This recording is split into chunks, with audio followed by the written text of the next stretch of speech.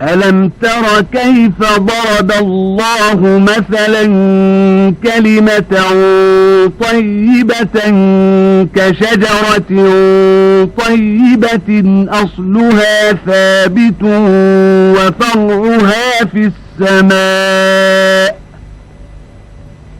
تؤتي أكلها كل حين بإذن ربها ويضرب الله الأمثال للناس لعلهم يتذكرون ومثل كلمة خبيثة كشجرة خبيثة اجتثت من فوق الأرض ما لها من قرار يثبت الله الذين آمنوا بالقول الثابت في الحياة الدنيا وفي الآخرة ويضل الله الظالمين ويفعل الله ما يشاء ألم تر إلى الذين بدلوا نعمة الله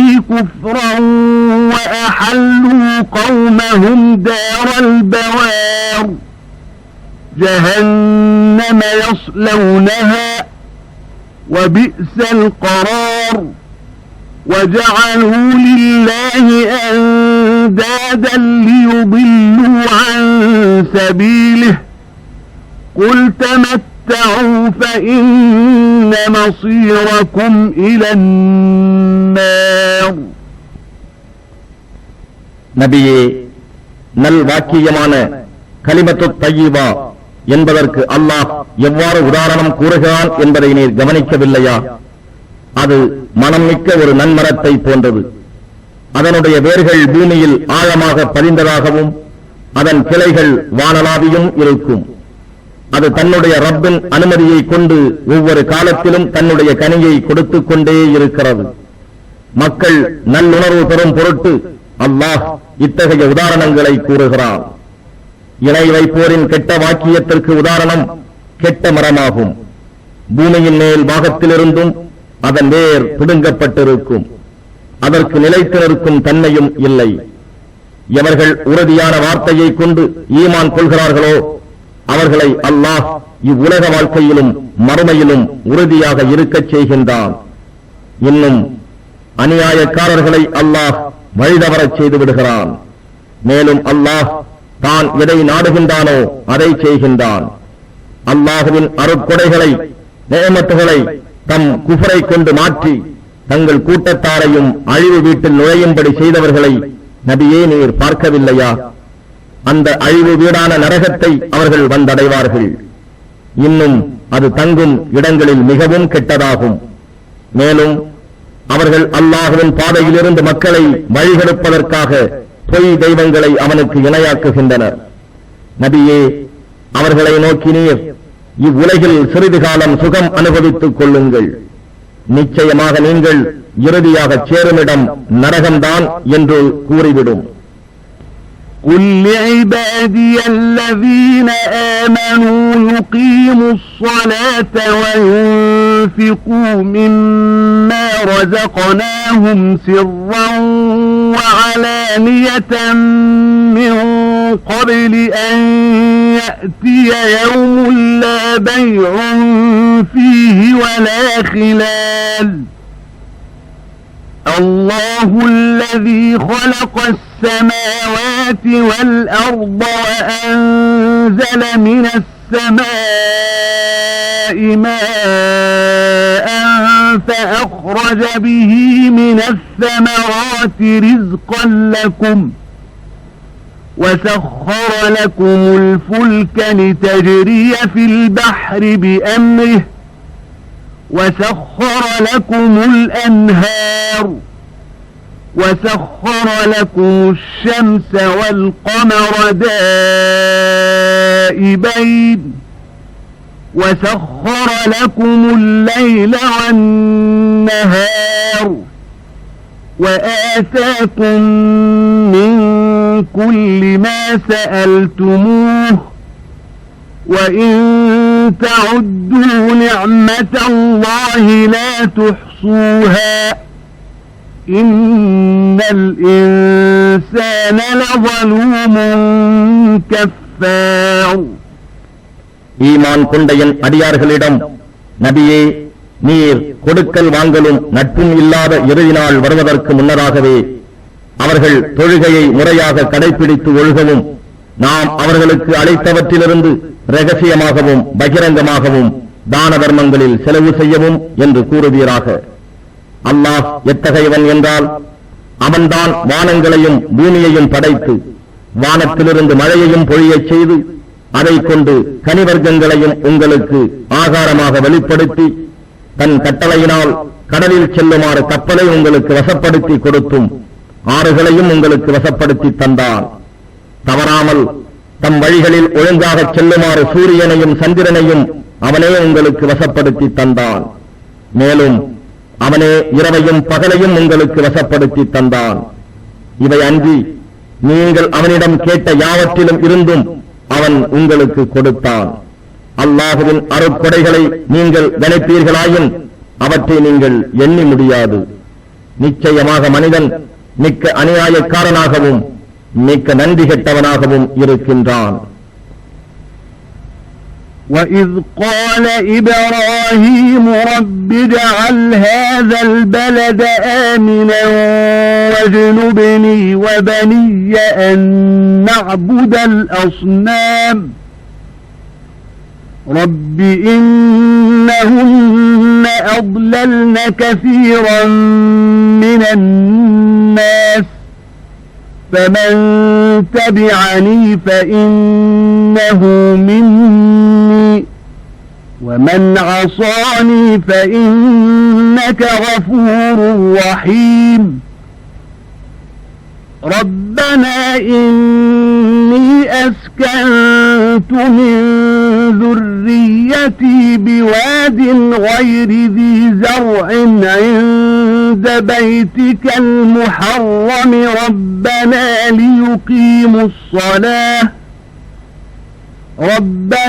ليقيموا الصلاة فاجعل أفئدة من الناس تهوي إليهم وارزقهم من الثمرات لعلهم يشكرون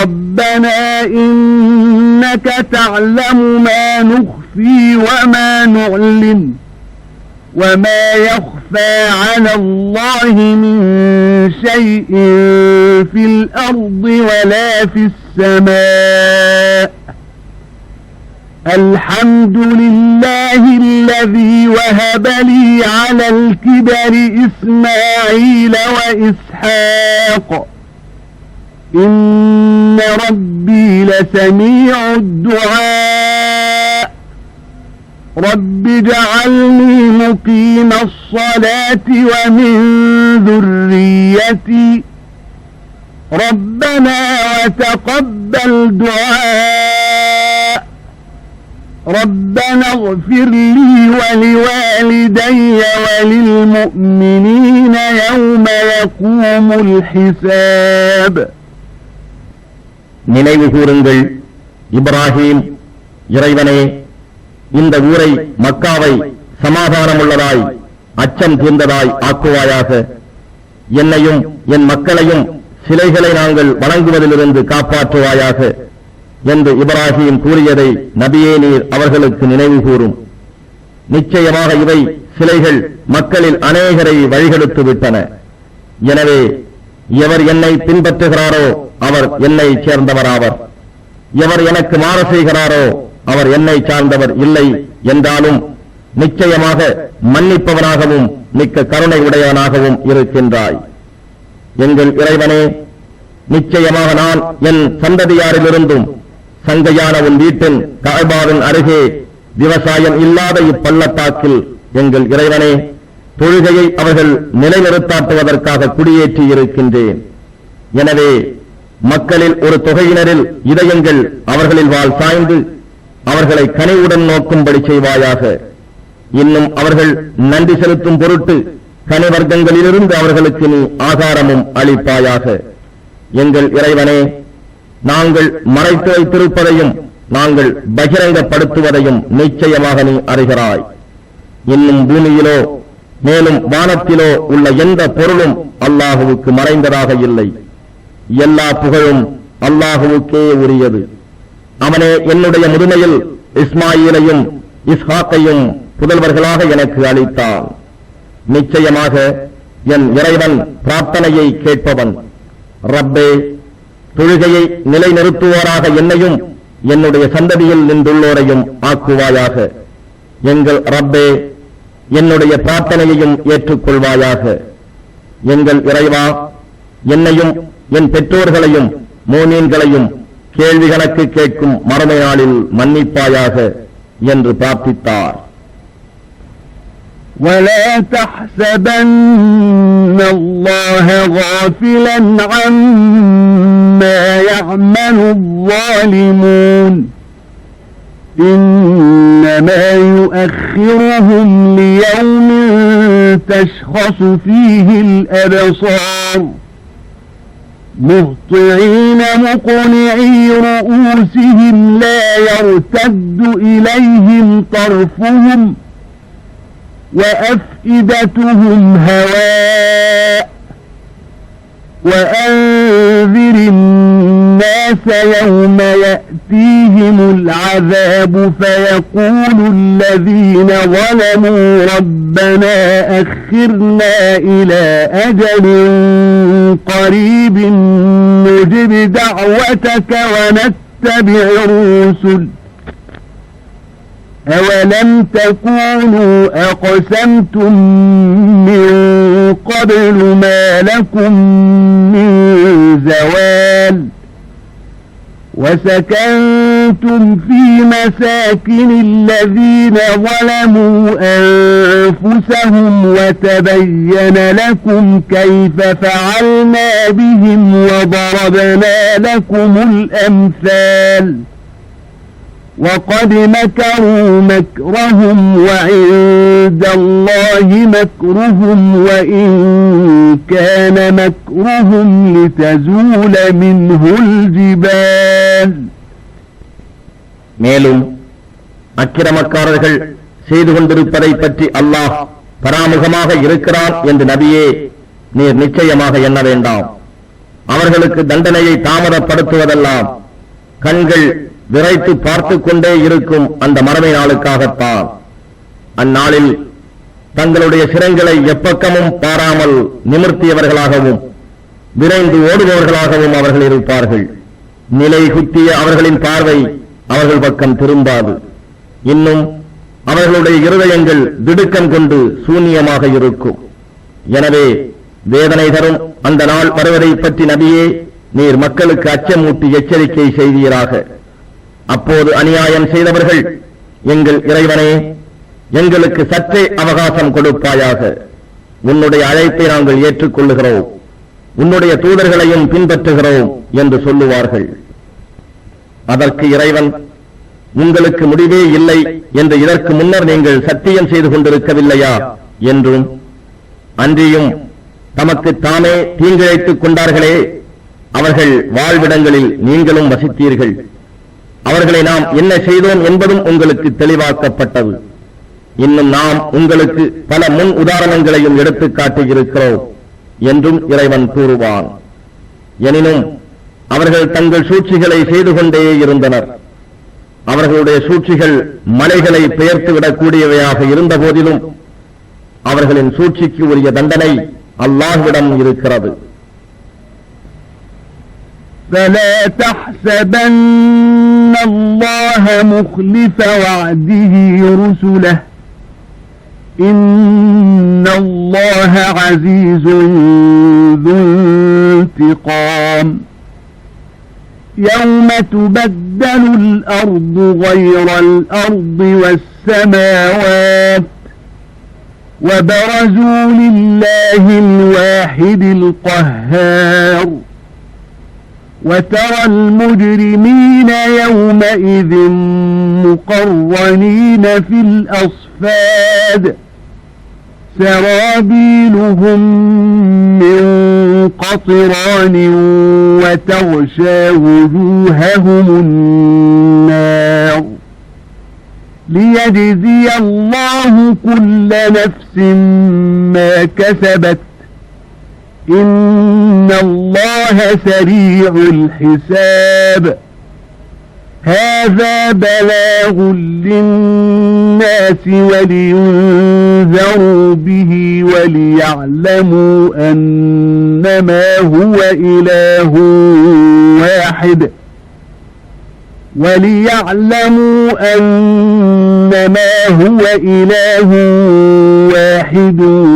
وليذكر أولو الألباب. ஆகவே அல்லாஹ் தன் தூதர்களுக்கு அளித்த தன் வாக்குறுதியில் மாறு செய்வான் என்று நபியே நீர் எண்ண வேண்டாம்.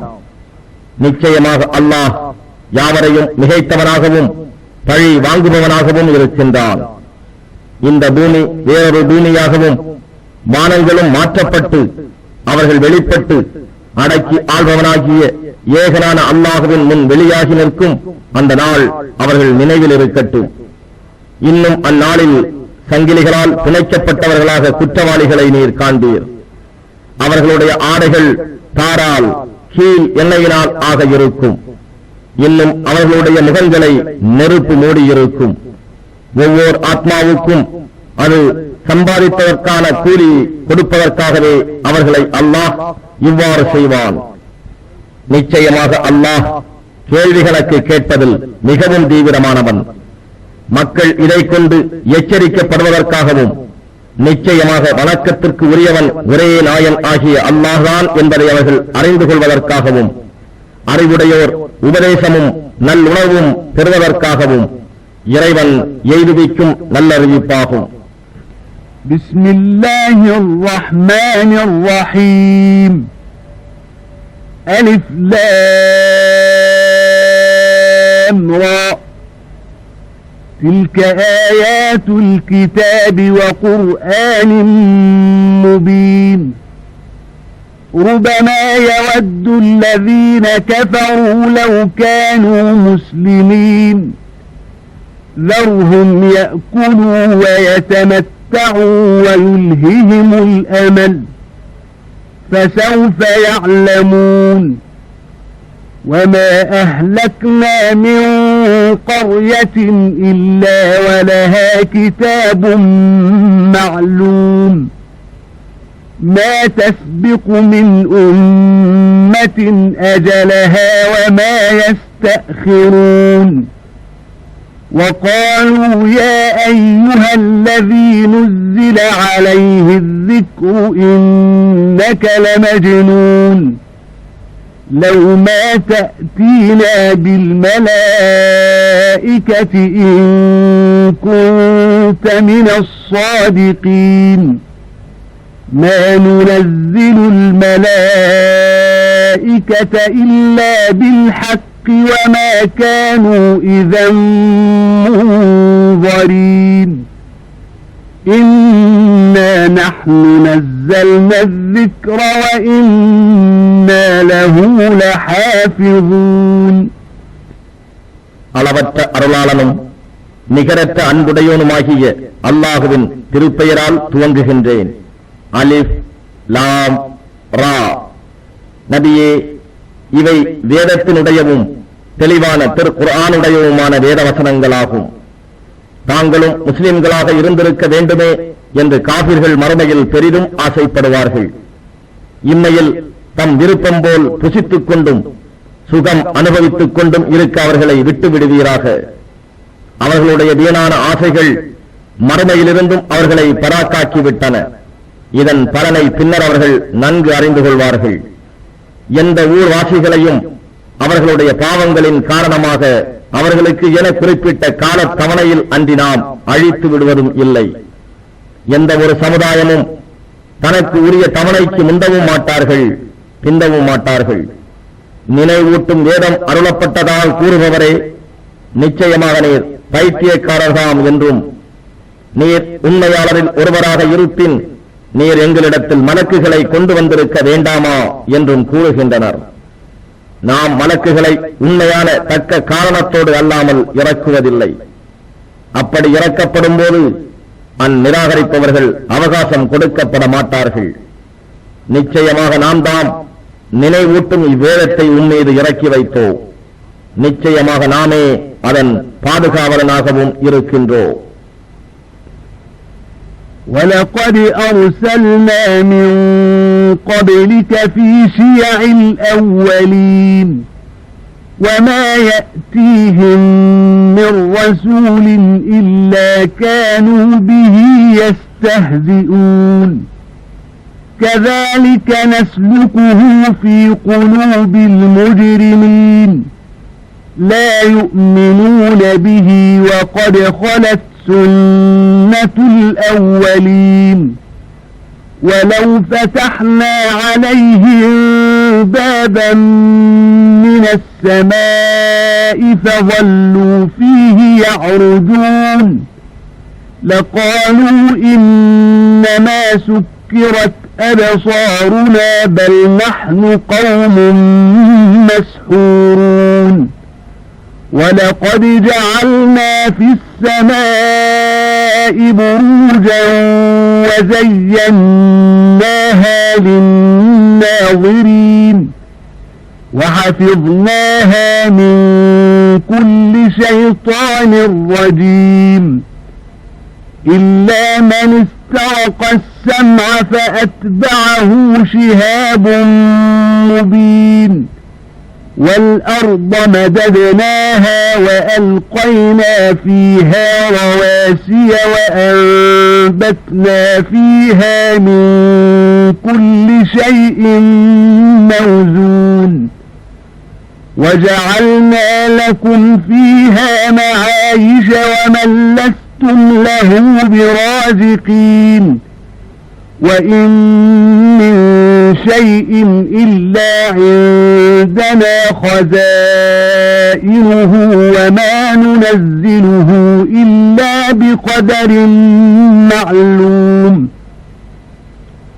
وَأَرْسَلْنَا الرِّيَاحَ لَوَاقِحَ فَأَنْزَلْنَا مِنَ السَّمَاءِ مَاءً فَأَسْقَيْنَاكُمُوهُ وَمَا أَنْتُمْ لَهُ بِخَازِنِينَ وَإِنَّا لَنَحْنُ نُحْيِي وَنُمِيتُ وَنَحْنُ الْوَارِثُونَ وَلَقَدْ عَلِمْنَا الْمُسْتَقْدِمِينَ مِنْكُمْ وَلَقَدْ عَلِمْنَا الْمُسْتَأْخِرِينَ وَإِنَّ رَبَّكَ هُوَ يَحْشُرُهُمْ إِنَّهُ حَكِيمٌ عَلِيمٌ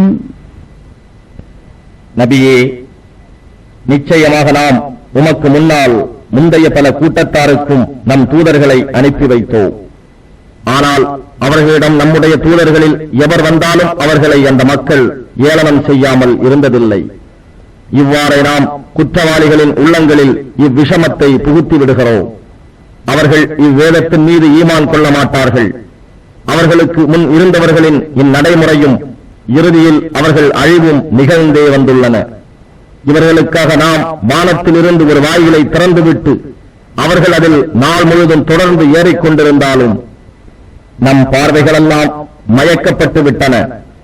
நாங்கள் சூனியம் செய்யப்பட்ட ஒரு கூட்டமாகிவிட்டோம் என்று நிச்சயமாக கூறுவார்கள். வானத்தில் பெரும் பெரும் கிரகங்களை நிச்சயமாக நாம் அமைத்து பார்ப்போருக்கு அவற்றை அலங்காரமாகவும் ஆக்கினோம். விரட்டப்பட்ட ஒவ்வொரு ஷைத்தானை விட்டும் நாம் அவற்றை பாதுகாத்தோம், திருட்டுத்தனமாக ஒட்டு கேட்கும் ஷைத்தான்களை தவிர. அப்போது பிரகாசமான தீப்பந்தம் அந்த ஷைத்தானை விரட்டி பின்பற்றும். பூமியை நாம் விரித்து அதில் உறுதியான அசையா மலைகளை நிலைப்படுத்தினோம். ஒவ்வொரு பொருளையும் அதற்கு உரிய அளவின்படி அதில் நாம் முளைப்பித்தோம். நாம் அதில் உங்களுக்கும் நீங்கள் எவருக்கு உணவளிக்கின்றவர்களாக இல்லையோ அவர்களுக்கும் வாழ்க்கைக்கு தேவையான பொருட்களை ஆக்கியுள்ளோம். ஒவ்வொரு பொருளுக்குமான பொக்கிஷங்கள் நம்மிடமே இருக்கின்றன. அவற்றை நாம் ஒரு குறிப்பிட்ட அளவுப்படி அல்லாமல் இறக்கி வைப்பதில்லை. இன்னும் காற்றுகளை சூழ்கொண்ட மேகங்களாக நாமே அனுப்புகிறோம். பின்னர் வானத்திலிருந்து நாம் மழை பொழிவித்து அதனை உங்களுக்கு நாம் புகட்டுகிறோம். நீங்கள் அதனை சேகரித்து வைப்பவர்களும் இல்லை. நிச்சயமாக நாமே உயிரும் கொடுக்கிறோம், நாமே மரிக்கவும் வைக்கின்றோம். மேலும் எல்லாவற்றிற்கும் வாரிசாக உரிமையாளனாக நாமே இருக்கின்றோம். உங்களில் முந்தியவர்களையும் நாம் நிச்சயமாக அறிவோம், பிந்தியவர்களையும் நாம் நிச்சயமாக அறிவோம். நிச்சயமாக உம்முடைய ரப்பு இறுதி நாளில் அவர்களை ஒன்று திரட்டுவான். நிச்சயமாக அவன் ஞானம் மிக்கவன், யாவற்றையும் நன்கு அறிபவன். وَلَقَدْ خَلَقْنَا الْإِنسَانَ مِنْ صَلْصَالٍ مِنْ حَمَإٍ مَسْنُونٍ وَالْجَانَّ خَلَقْنَاهُ مِنْ قَبْلُ مِنْ نَارِ السَّمُومِ وَإِذْ قَالَ رَبُّكَ لِلْمَلَائِكَةِ إِنِّي خَالِقٌ بَشَرًا مِنْ صَلْصَالٍ مِنْ حَمَإٍ مَسْنُونٍ فَإِذَا سَوَّيْتُهُ وَنَفَخْتُ فِيهِ مِنْ رُوحِي فَقَعُوا لَهُ سَاجِدِينَ فسجد الملائكة كلهم أجمعون إلا إبليس أبى أن يكون مع الساجدين قال يا إبليس ما لك ألا تكون مع الساجدين قال لم أكن لأسجد لبشر خلقته من صلصال من حمأ مسنون قال فاخرج منها فإنك رجيم وإن عليك اللعنة إلى يوم الدين. ஓசை தரக்கூடிய கருப்பான அலர்மண்ணால் மனிதனை நிச்சயமாக நாமே படைத்தோம். அதற்கு முன்னர் ஜான்னை, ஜின்களின் மூலபிதாவை கடிய சூடுள்ள நெருப்பிலிருந்து நாம் படைத்தோம். நபியே, உம்முடைய ரப்பு மலக்குகளிடம் ஓசை தரும் கருப்பான அலர் மண்ணிலிருந்து மனிதனை நான் படைக்கப் போகிறேன் என்றும் அவருக்கு நான் செவ்வையாக உருவாக்கி அவரில் என் ஆவியிலிருந்து ஊதியதும் அவருக்கு சிரம்பணியுங்கள் என்றும் கூறியதை நினைவு கூறுவீராக. அவ்வாறே மலக்குகள் அவர்கள் எல்லாரும் சிரம் பணிந்தார்கள், இப்லீஸை தவிர. அவன் சிரம் பணிந்தவர்களுடன் இருப்பதை விட்டும் விலகிக் கொண்டான். இப்லீஸே, சிரம் பணிந்தவர்களுடனே நீயும் சேராமல் விலகி இருந்ததற்கு காரணம் என்ன என்று இறைவன் கேட்டான். அதற்கு இப்லீஸ், ஓசை தரும் கருப்பான அலர் மண்ணிலிருந்து நீ படைத்துள்ள ஒரு மனிதனுக்கு நான் சிரம் பணிவதற்கு இல்லை என்று கூறினான். அவ்வாறாயின் நீ இங்கிருந்து வெளியேறிவிடு, நிச்சயமாக நீ விரட்டப்பட்டவனாக இருக்கிறாய். மேலும் நிச்சயமாக நியாய தீர்ப்பு நாள் வரை உன் மீது சாபம் உண்டாவதாக என்று இறைவன் கூறினான். قال رب فأنظرني إلى يوم يبعثون قال فإنك من المنظرين إلى يوم الوقت المعلوم قال رب بما أغويتني لأزينن لهم في الأرض ولأغوينهم أجمعين إلا عبادك منهم المخلصين قال هذا صراط علي مستقيم إن عبادي ليس لك عليهم سلطان إلا من اتبعك من الغاوين وإن جهنم لموعدهم أجمعين لها 7 أبواب لكل باب منهم جزء مقسوم إن المتقين في جنات وعيون ادخلوها بسلام آمنين ونزعنا ما في صدورهم من غل إخوانا على سرر متقابلين لا يمسهم فيها نصب وما هم منها بمخرجين.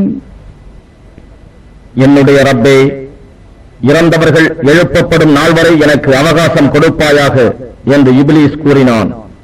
நிச்சயமாக நீ அவகாசம் அளிக்கப்பட்டோரில் ஒருவனாவாய், குறிப்பிட்ட நேரத்தில் நாள் வரும் வரையில் என்று அல்லாஹ் கூறினான். அதற்கு இப்லீஸ், ரப்பே, என்னை நீ வழிகேட்டில் விட்டுவிட்டதால் நான் அவர்களுக்கு இவ்வுலகில் வழிகேட்டை தரும் அனைத்தையும் அவர்களுக்கு அழகாக தோன்றும்படி செய்து அதன் மூலமாக அவர்கள் அனைவரையும் வழிகெடுத்தும் விடுவேன். அவர்களில் அந்தரங்க சுத்தியுள்ள உன் அருள் பெற்ற உன் நல்லடியார்களை தவிர என்று கூறினான். அதற்கு இறைவன், நிச்சயமாக அந்தரங்க சுத்தியுள்ள என் நல்லடியார்களின் இந்த வழி என்னிடம் வருவதற்குரிய நேரான வழியாகும். நிச்சயமாக என் அடியார்கள் மீது உனக்கு எவ்வித அதிகாரமும் இல்லை, உன்னை பின்பற்றி வழிகட்டவர்களை தவிர என்று கூறினான். நிச்சயமாக உன்னை பின்பற்றும் அனைவருக்கும் நரகம் அவர்கள் வாக்களிக்கப்பட்ட இடமாகும். அதற்கு 7 வாசல்கள் உண்டு. அவ்வாசல்களில் ஒவ்வொன்றும் பங்கிடப்பட்ட தனித்தனி பிரிவினருக்கு உரியதாகும். நிச்சயமாக பயபக்தி உடையவர்கள் சுவனவதிகளிலும் நீரூற்றுகளிலும் சுகம் பெற்று இருப்பார்கள். அவர்களை நோக்கி சாந்தியுடனும் அச்சம் அற்றவர்களாகவும் நீங்கள் இதில் நுழையுங்கள் என்று கூறப்படும். மேலும் அவர்களுடைய நெஞ்சங்களிலிருந்து குரோதத்தை நீக்கிவிடுவோம். எல்லோரும் சகோதரர்களாக ஒருவரை ஒருவர் முன்னோக்கி அரியாசனங்களில் ஆனந்தமாக அமர்ந்திருப்பார்கள். அவற்றில் அவர்களை எவ்வித சிரமமும் பீடிக்காது. அவற்றிலிருந்து அவர்கள் வெளியேற்றப்படுபவர்களும் அல்லர். نبئ عبادي أني أنا الغفور الرحيم وأن عذابي هو العذاب الأليم ونبئهم عن ضيف إبراهيم إذ دخلوا عليه فقالوا سلاما قال إنا منكم وجلون قالوا لا توجل إنا نبشرك بغلام عليم قال أبشرتموني على أن مسني الكبر فبم تبشرون قالوا بشرناك بالحق فلا تكن من القانطين قال ومن يقنط من رحمة ربه إلا الضالون قال فما خطبكم أيها المرسلون قالوا إنا أرسلنا إلى قوم مجرمين إلا آل لوط إنا لمنجوهم أجمعين إلا امرأته قدرنا إنها لمن الغابرين. நபியே, என் அடியார்களிடம் அறிவிப்பீராக, நிச்சயமாக நான் மிக்க மன்னிப்போனாகவும் மிக்க அன்புடையவனாகவும் இருக்கின்றேன். ஆயினும் நிச்சயமாக என்னுடைய வேதனையும் நோவினை மிக்கதாகவே இருக்கும் என்றும் சொல்லும். இன்னும் இப்ராஹீமின் விருந்தினர்களை பற்றியும் அவர்களுக்கு அறிவிப்பீராக. அவர்கள் அவரிடம் வந்து, உங்களுக்கு சாந்தியும் சமாதானமும் சலாமும் உண்டாவதாக என்று சொன்னபோது அவர், நாம் உங்களை பற்றி பயப்படுகிறோம் என்று கூறினார். அதற்கு அவர்கள், பயப்படாதீர், நாம் உமக்கு மிக்க ஞானமுள்ள ஒரு மகனை பற்றி நன்மாராயம் கூறுவதற்காகவே வந்திருக்கின்றோம் என்று கூறினார்கள். அதற்கு அவர், என்னை முதுமை வந்தடைந்திருக்கும் போதா இவ்வாறு நன்மாராயம் கூறுகிறீர்கள்? எனவே எது பற்றி நீங்கள் நன்மாராயம் கூறுகிறீர்கள்? உங்கள் நற்செய்தி எதை பற்றியது என கேட்டார். அதற்கு அவர்கள், மெய்யாகவே நாங்கள் உமக்கு நன்மாராயம் கூறினோம், ஆகவே நீர் அது பற்றி நிராசை கொண்டோரில் ஒருவராகி விடாதீர் என்று கூறினார்கள். வழிகெட்டவர்களைத் தவிர வேறு எவர் தம் ரப்புடைய அருளை பற்றி நிராசை கொள்வான் என்று இப்ராஹிம் பதில் சொன்னார். அல்லாஹுவின் தூதர்களே, உங்களுடைய காரியம் என்ன என்று இப்ராஹிம் கேட்டார். அதற்கு அவர்கள், குற்றவாளிகளான ஒரு கூட்டத்தாரிடம் நாங்கள் அனுப்பப்பட்டுள்ளோம். லூத்தின் கிளையாரை தவிர அவர்கள் அனைவரையும் நாம் காப்பாற்றுவோம். ஆனால் அவர் லூத் உடைய மனைவியை தவிர நிச்சயமாக அவள் காபிர்களின் கூட்டத்தாரோடு பின்தங்கியிருப்பாள் என்று நாம் நிர்ணயித்து விட்டோம் என்று வானவர்கள் கூறினார்கள். فَلَمَّا جَاءَ آلَ لُوطٍ الْمُرْسَلُونَ قَالَ إِنَّكُمْ قَوْمٌ مُنكَرُونَ قَالُوا بَلْ جِئْنَاكَ بِمَا كَانُوا فِيهِ يَمْتَرُونَ وَأَتَيْنَاكَ بِالْحَقِّ وَإِنَّا لَصَادِقُونَ فَأَسْرِ بِأَهْلِكَ بِقِطْعٍ مِنَ اللَّيْلِ وَاتَّبِعْ أَدْبَارَهُمْ وَلَا يَلْتَفِتْ مِنكُمْ أَحَدٌ وَامْضُوا حَيْثُ تُؤْمَرُونَ وَقَضَيْنَا إِلَيْهِ ذَلِكَ الْأَمْرَ أَنَّ دَابِرَ هَؤُلَاءِ مَقْطُوعٌ مُصْبِحِينَ وَجَاءَ أَهْلُ الْمَدِينَةِ يَسْتَبْشِرُونَ قَالَ إِنَّ هَؤُلَاءِ ضَيْفِي فَلَا تَفْضَحُونِ وَاتَّقُوا اللَّهَ وَلَا تُخْزُونِ قَالُوا أَوَلَمْ نَنْهَكَ عَنِ الْعَالَمِينَ قَالَ هَؤُلَاءِ بَنَاتِي إِن كُنتُمْ فَاعِلِينَ لَعَمْرُكَ إِنَّهُمْ لَفِي سَكْرَتِهِمْ يَعْمَهُونَ فَأَخَذَتْهُمُ الصَّيْحَةُ مُشْرِقِينَ فَجَعَلْنَا عَالِيَهَا سَافِلَهَا وَأَمْطَرْنَا عَلَيْهِمْ حِجَارَةً مِّن سِجِّيلٍ إِنَّ فِي ذَلِكَ لَآيَاتٍ لِّلْمُتَوَسِّمِينَ وَإِنَّهَا لَبِسَبِيلٍ مُقِيمٍ. இறுதியில் அத்தூதர்கள் லூத்துடைய கிளையாரிடம் வந்தபோது அவர்களை நோக்கி, எனக்கு அறிமுகம் இல்லாத மக்களாக நீங்கள் இருக்கிறீர்கள் என்று லூத் சொன்னார். அதற்கு அவர்கள், அல்ல, உம் கூட்டத்தாராகிய இவர்கள் எதை சந்தேகித்தார்களோ அதை நாம் உம்மிடம் கொண்டு வந்திருக்கிறோம்.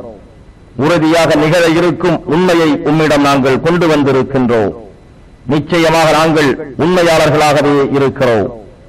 ஆகவே இன்று இரவு சிறிது நேரம் இருக்கும் போதே நீர் உம் குடும்பத்தாருடன் நடந்து சென்றுவிடும். அவர்களை பின்பற்றியே தொடர்ந்து செல்லும். உங்களில் எவருமே பின்னால் திரும்பி பார்க்க வேண்டாம். எங்கு செல்ல வேண்டும் என நீங்கள் ஏவப்பட்டிருக்கிறீர்களோ அங்கு சென்று விடுங்கள் என்று கூறினார்கள். மேலும் இவர்கள் யாவரும் அதிகாலையிலேயே நிச்சயமாக இவர்கள் வேறறுக்கப்பட்டு விடுவார்கள் என்னும் அக்காரியத்தையும் நாம் முடிவாக அவருக்கு அறிவித்தோம். லூத்தின் விருந்தினர்களாக வாலிபர்கள் வந்திருப்பதை அறிந்து அந்நகரத்து மக்கள் மிக்க மகிழ்ச்சியுடன் வந்து சேர்ந்தார்கள். லூத் வந்தவர்களை நோக்கி, நிச்சயமாக இவர்கள் என்னுடைய விருந்தினர்கள். ஆகவே அவர்கள் முன் என்னை நீங்கள் அவமானப்படுத்தி விடாதீர்கள். அல்லாஹுவுக்கு அஞ்சுங்கள், என்னை கேவலப்படுத்தி விடாதீர்கள் என்றும் கூறினார். அதற்கு அவர்கள், உலக மக்களை பற்றியெல்லாம் எங்களிடம் பேசுவதை விட்டும் நாங்கள் உம்மை தடுக்கவில்லையா என்று கேட்டார்கள். அதற்கு அவர், இதோ என் புதல்வியர் இருக்கிறார்கள். நீங்கள் ஏதும் செய்தே தீர வேண்டும் என கருதினால் இவர்களை திருமணம் செய்து கொள்ளலாம் என்று கூறினார். நபியே, உம் உயிர் மீது சத்தியமாக, நிச்சயமாக அவர்கள் தம் மதிமயக்கத்தில் தட்டழிந்து கொண்டிருந்தார்கள். ஆகவே பொழுது உதிக்கும் வேளையில் அவர்களை பேர் இடிமுழக்கம் பிடித்துக் கொண்டது. பின்பு அவர்களுடைய ஊரை மேல் கீழாக புரட்டிவிட்டோம். இன்னும் அவர்கள் மேல் சுடப்பட்ட களிமண்ணாலான கற்களை பொழியச் செய்தோம். நிச்சயமாக இதில் சிந்தனை உடையோருக்கு பல அத்தாட்சிகள் இருக்கின்றன. நிச்சயமாக அவ்வூர் நீங்கள் பயணத்தில் வரப்போகும் வழியில்தான் இருக்கிறது. إن في ذلك لآية للمؤمنين وإن كان أصحاب الأيكة لظالمين فانتقمنا منهم وإنهما لبإمام مبين ولقد كذب أصحاب الحجر المرسلين وآتيناهم آياتنا فكانوا عنها معرضين وكانوا ينحتون من الجبال بيوتا آمنين فأخذتهم الصيحة مصبحين فما أغنى عنهم ما كانوا يكسبون وما خلقنا السماوات والأرض وما بينهما إلا بالحق وإن الساعة لآتية فاصفح الصفح الجميل إن ربك هو الخلاق العليم. திடமாக மோமீன்களுக்கு இதில் தகுந்த அத்தாட்சி இருக்கிறது. இன்னும் அடர்ந்த சோலைகளில் வசித்திருந்த சுஐபுடைய சமூகத்தாரும் அக்கிரமக்காரர்களாக இருந்தனர். எனவே அவர்களிடமும் நாம் பழிவாங்கினோம். அழிந்த இவ்விரு மக்களின் ஊர்களும் பகிரங்கமான போக்குவரத்து வழியில்தான் இருக்கின்றன. இவ்வாறே சமூது சமூகத்தாரான மலைப்பாறை வாசிகளும் நம் தூதர்களை பொய்யாக்கிக் கொண்டிருந்தனர். அவர்களுக்கு நாம் நம் அத்தாட்சிகளை கொடுத்தோம். அவர்கள் அவற்றை புறக்கணித்தவர்களாகவே இருந்தார்கள். அச்சமற்று பாதுகாப்பாக வாழலாம் என கருதி அவர்கள் மலைகளை குடைந்து வீடுகளை அமைத்துக் கொண்டார்கள். ஆனால் அவர்களையும் அதிகாலையில் பேரிடி முழக்கம் பிடித்துக் கொண்டது. அப்போது அவர்கள் தன் பாதுகாப்புக்கு என அமைத்துக் கொண்டிருந்தவை ஏதும் அவர்களுக்கு ஒரு பயனும் அளிக்கவில்லை. நிச்சயமாக நாம் வானங்களையும் பூமியையும் இவை இரண்டிற்கும் இடையே உள்ளவற்றையும் உண்மையை கொண்டே அல்லாது படைக்கவில்லை. நபியே, இவர்களுடைய தண்டனைக்குரிய காலம் நிச்சயமாக வருவதாகவே உள்ளது. ஆதலால் இவர்களின் தவறுகளை அழகான புறக்கணிப்புடன் புறக்கணித்துவிடும்.